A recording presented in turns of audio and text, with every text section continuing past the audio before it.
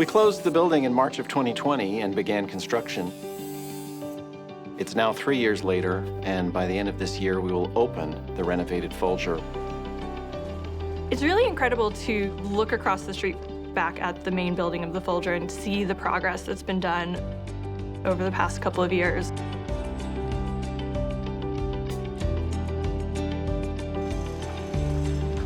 You can start to kind of imagine the people who are going to be following that path down. Well, it's real now. People will come into this building in the fall, and we're going to welcome them, and we have to figure out what they're going to want and what they're going to do. So we're working on that. All this work that we've been doing is suddenly going to be something that is for other people to be a part of and join us in. That's the difference, is that those jitters of like, there's people outside, like people are coming now. So 66 with 0 UV. Searching for Shakespeare is really the first act in the reopening sequence. The Searching for Shakespeare Festival is a celebration of 400 years of the First Folio in partnership with DC Public Library. It is programming that deeply connects people to the First Folio and to the Folger.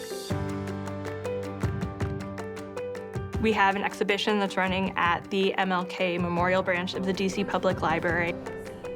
We have a scavenger hunt that's going to go through all 8 wards of the city. We have a world premiere of a new play called Our Verse in Time to Come.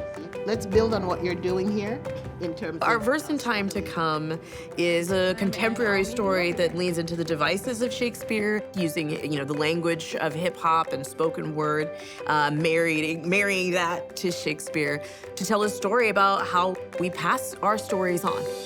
We live on. Inside of the melody of the song. And the story that carries on. We gonna bring it along. It's interesting, when you use Shakespeare's text by itself, it may sound odd. But once you put it to an old school hip hop beat, then you start to nod your head and it becomes a song. It removes this stigma attached to it of, I'll never understand it. I resurrect what passed away through the breath of my words. Word. There's always been collaborations internally. There's always been a wonderful history of kind of working together and sharing expertise. But the way that we've come together for Searching for Shakespeare is a wonderful setup and foundation for how we'll work in the future.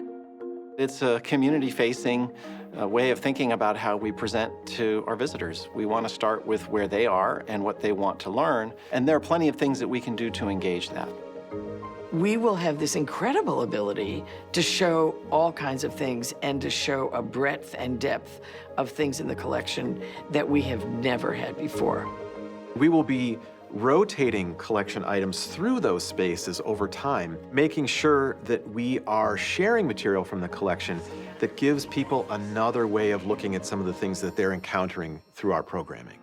Different colors? Yes, so those are the same, the different colors. There is a really active and unifying philosophy behind these exhibits. Shakespeare wrote plays then and there, meaning in England then, but we are experiencing them here and now. We want the past to speak to the present. We want the present to speak to the past. We want the feeling in that space to be one of dialogue. When our guests arrive and enter into this space, they will be in the middle of one of the largest spaces dedicated to the exhibit of Shakespeare materials in the world, perhaps the most exciting of which will be the collection of First Folios.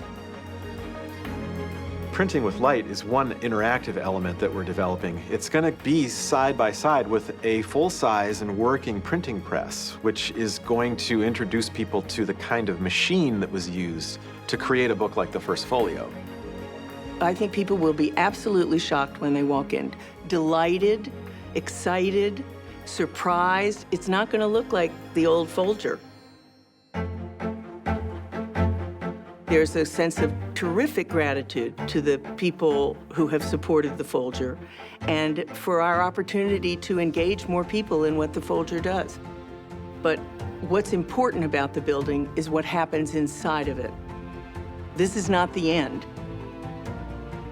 Now that we've built this beautiful space, we want to activate it. We want to program it. We want to bring it alive. We welcome everyone to consider how they might become involved or more involved with what the Folger is now about. We are really issuing an invitation to everybody wherever they happen to sit and letting them all know they're welcome.